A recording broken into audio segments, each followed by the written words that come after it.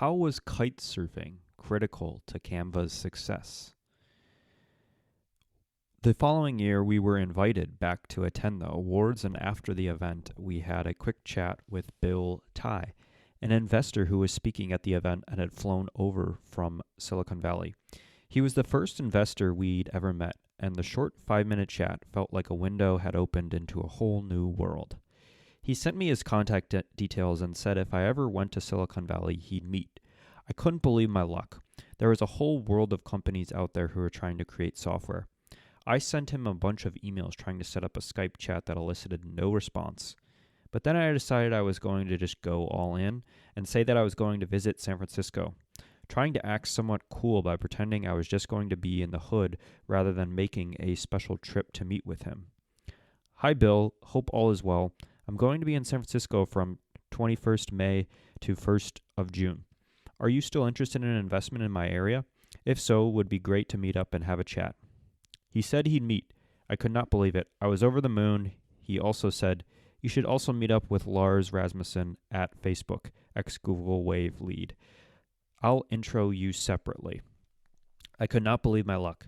My eyes almost fell out of my head. My nerves kicked in immediately and stayed for the next few months as I prepared for the scariest and most high-stakes meetings of my life.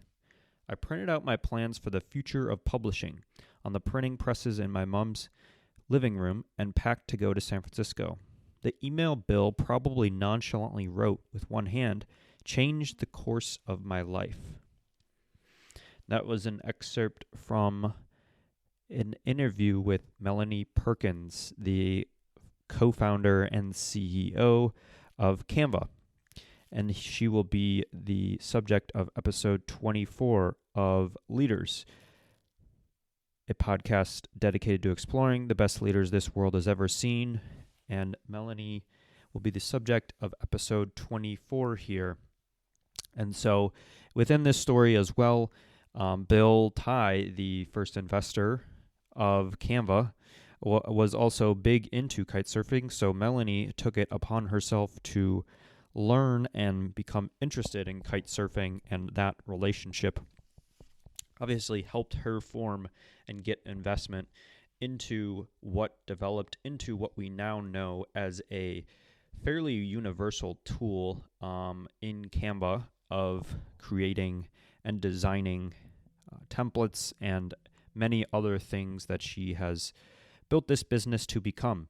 And so definitely still leaving her legacy as we reflect upon the episodes to date. It is a combination of both leaders that have stepped away from the business world and have left their legacy and don't have much intention of continuing on, as well as some very strong business leaders and leaders in general that are active in the business world today, that being an Elon Musk, a Jensen Huang, a Frank Slootman, many other names. Most of them we are covering as current leaders, and Melanie is certainly one of those as well. Still in her mid-30s and still a lot of runway. However, she still has an impressive path to where she is now and the company that she has built. And so where did she start? And so that was after high school. She had enrolled at the University of Western Australia. And so going into some of her kind of an early on rise to CEO path and defining career moments here, enrolled in the University of Western Australia, majoring in communications, psychology, and commerce. At the time, she was also a private tutor for students learning graphic design. At that point, she noticed the difficulties students had in learning design programs such as Adobe Photoshop, where it would often take students a semester at university to be introduced to basic features of these complex design programs. Perkins thought there was a business opportunity in making the design process easier. Her idea was to make a design platform where no technical experience was required.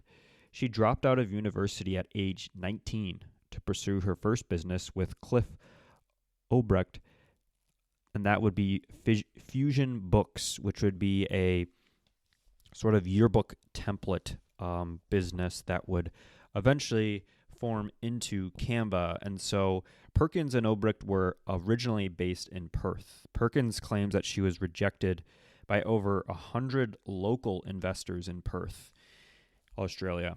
In 2011, Bill Tye visited Perth to judge a startup competition, alluding to the story that we told in the beginning section. Perkins and Obrecht pitched him for their initial idea of Canva over dinner.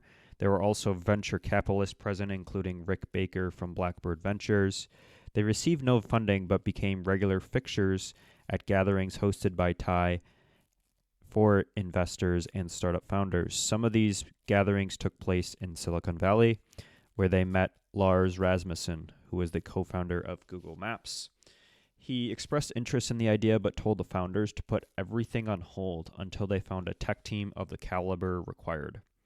Rasmussen then became the tech advisor to the business, where he introduced Perkins to Cameron Adams, an ex-Google employee with the relevant technical expertise.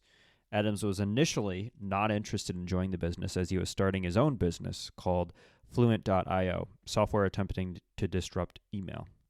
Adams was in Silicon Valley trying to raise funds for his startup when Perkins sent him another email asking if he wanted to join the business. After that email, he agreed to join Canva, becoming its third founder and chief product officer.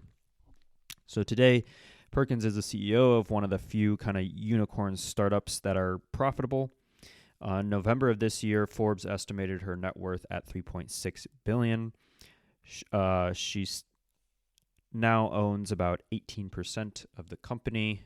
And so let's get into some of her leadership style and some of her philosophies that she has known throughout the years. And so really from a resource standpoint, there isn't a biography or a book that I know of out there on her yet. I'm sure there will be. So I had to heavily lean on, she wrote two-part sort of reflection on the 10-year journey of Canva fairly recently. And so a lot of Q&A within that as far as her journey, her leadership style, what she believes in, what are the core principles of Canva. And so sharing that now from her leadership style. So just to begin, she's probably one of the best case studies on how to launch a successful business as what we deem as a transformational servant leader. So she launched in 2013 with a few $1 million raised the previous year. Once the design platform went live and proved profitable through a subscription model for premium services, that list of investors quickly started to grow. By March 2013, the team raised another $3 million from several private equity companies and angel investors, including Tye and Rasmussen. And then at the end of 2013, they've already reached a great scale of 750,000 users, showing promise to anyone who doubted whether or not that business would be successful.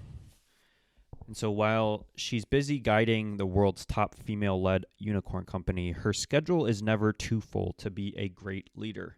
She serves her employees by personally onboarding all new hires, which is now over 1,500 people. During this meeting, she explains the team culture, describes her vision, and shows them the business's investor deck. We will go into culture and her vision a little bit more here into that 10-year reflection blog post.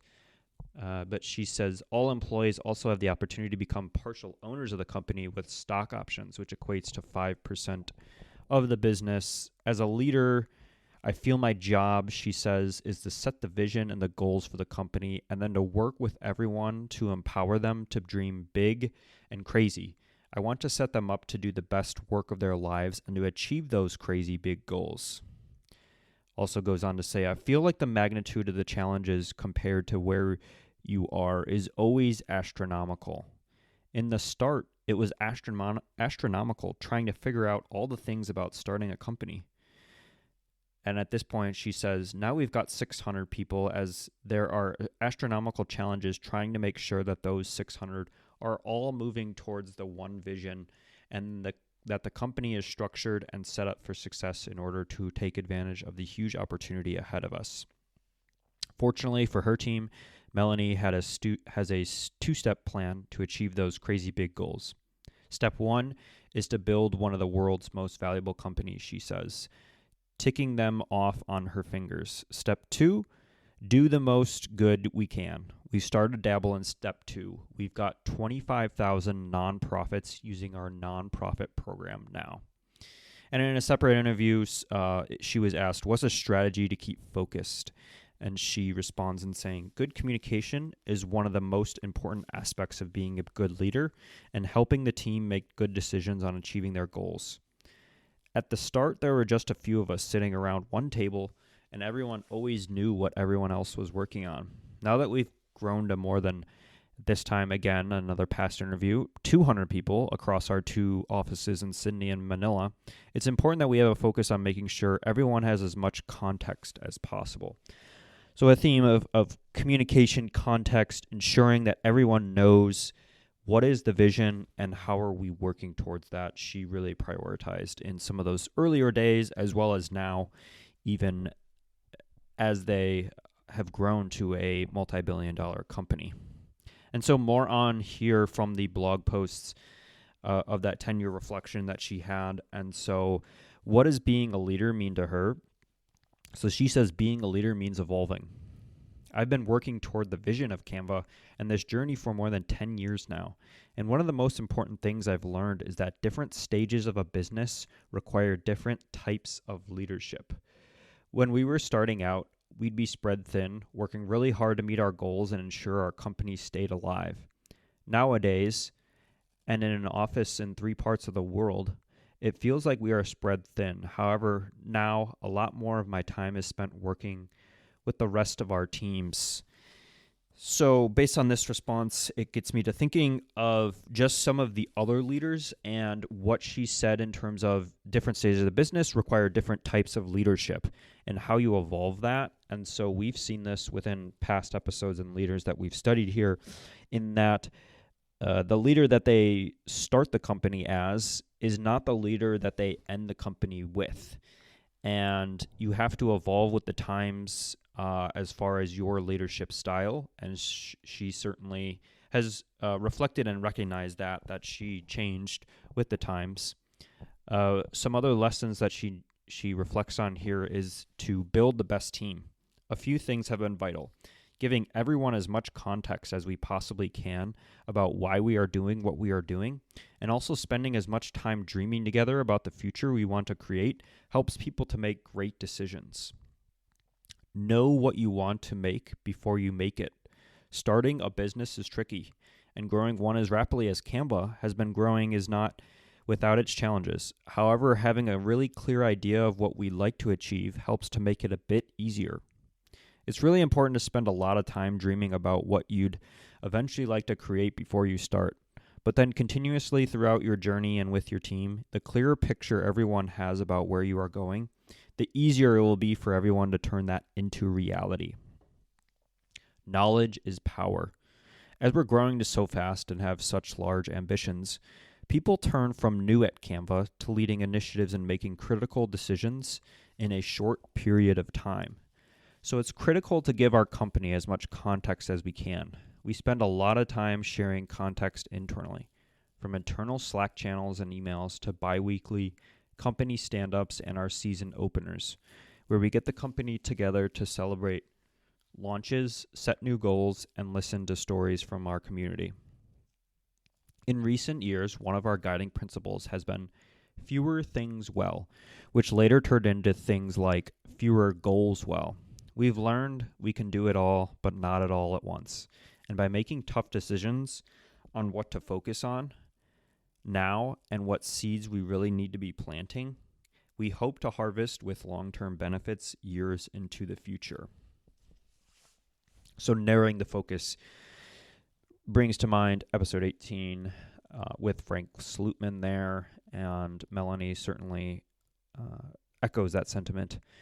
She also does share a few different other growth lessons that she's learned along the way. So there's 10 here that I want to go through. So one is solving a real problem. I think the most critical ingredient has been providing a product that solves a real problem that lots of people care about. 2, offer a free tier that delivers a lot of value. If you can offer a free tier that provides a lot of value, it will naturally help your product to spread much more rapidly. 3, start niche and go wide. By starting niche with Fusion, the Fusion yearbook company that she had, and then going wide with Canva, we were able to really get a deep understanding of our customer's problem and solve it well.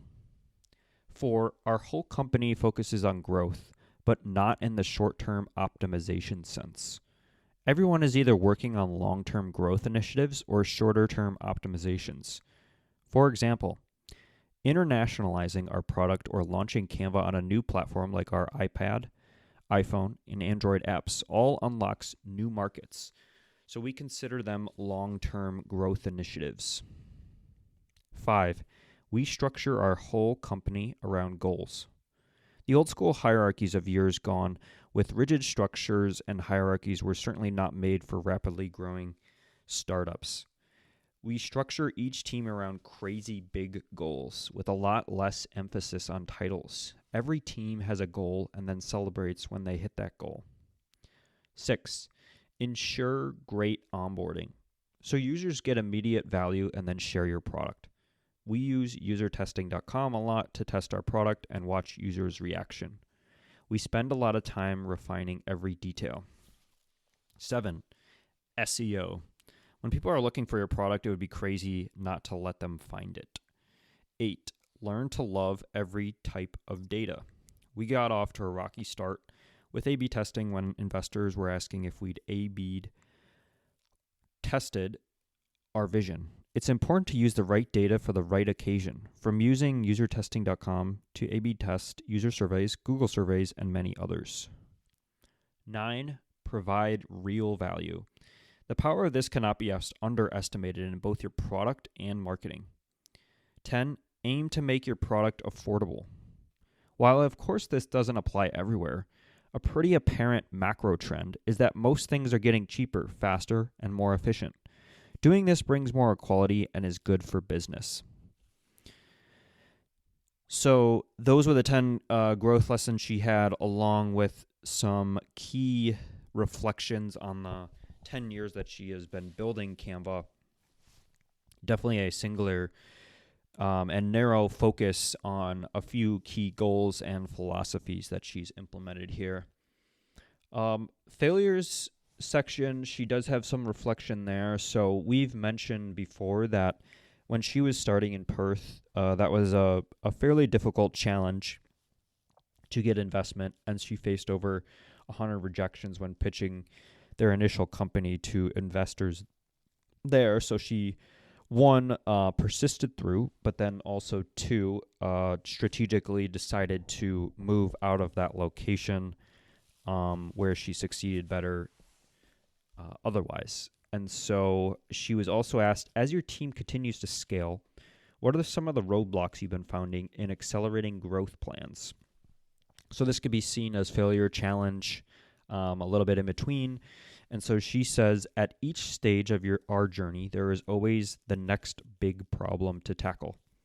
And it always feels almost insurmountably big, almost at the start of every single week or midway through, or at the end or on the weekend, or when you are just about to settle down for sleep or take a holiday. There is some massive issue to solve or goal to conquer. But by the end of the week, we have always tried to conquer that goal or set it on a solid path forward. Of course, not every issue can be time-boxed into a short period of time, but we just have to constantly break it down and then attempt to tackle it time and time again.